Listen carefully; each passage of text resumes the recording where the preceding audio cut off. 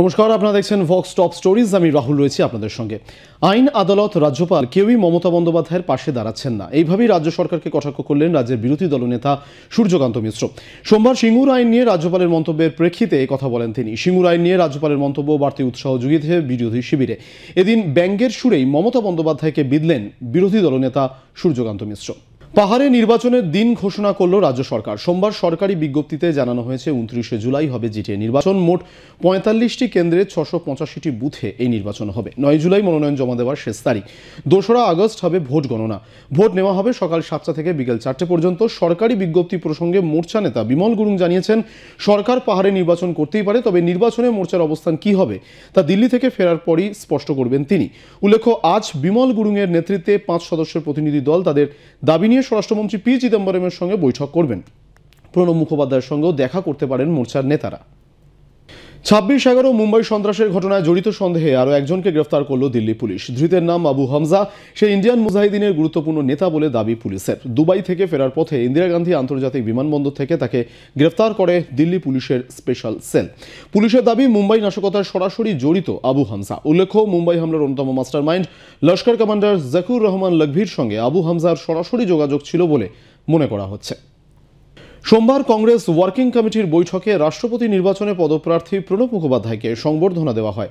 ভারতের জাতীয় রাজনীতিতে প্রণব মুখোপাধ্যায়ের দীর্ঘ 4 দশকের গুরুত্বপূর্ণ অবদানের কথা উল্লেখ করেন। এদিন দলের সর্বোচ্চ নীতি নির্ধারক কমিটিতে একটি প্রস্তাব পাশ করা হয়। প্রধানমন্ত্রী মনমোহন সিং বলেন, দীর্ঘদিন ধরে সরকারের অনেক গুরুত্বপূর্ণ দায়িত্ব সামলেছেন প্রণববাবু।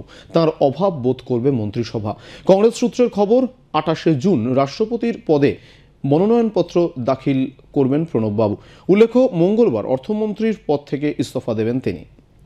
লিঙ্গ সংক্রান্ত জটিলতা রয়েছে পিঙ্কি প্রামাণিকের, এমনই রিপোর্ট সামনে এলো এসএসকেমের ক্লিনিক্যাল রিপোর্টে। সোমবার প্রায় 3 ঘন্টা ধরে শারীরিক পরীক্ষা হয় পিঙ্কির। সুপার স্পেশালিটি এসএসকেম হাসপাতালে অত্যাধুনিক এই পরীক্ষার জন্য গঠিত হয়েছিল 11 সদস্যের মেডিকেল বোর্ড। কিন্তু তারপরেও লিঙ্গ নির্ধারণ করা গেল না পিঙ্কির। পরিকাঠামোর অভাবে সোনাজয়ী অ্যাথলেটের ক্রোমোজোমের বিশেষ নমুনা রাজ্যের বাইরে পাঠানোর সিদ্ধান্ত নিয়েছে মেডিকেল বোর্ড।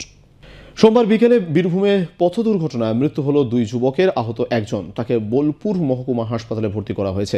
সিউড়ির কীর্ণাহারা রোডের রানীপুর এলাকায় 3 যুবক বাইকে করে সিউড়ির দিকে যাওয়ার সময় নিয়ন্ত্রণ হারিয়ে একটি গাছে ধাক্কা মারলে ঘটনাস্থলে মৃত্যু হয় ওই দুজনের।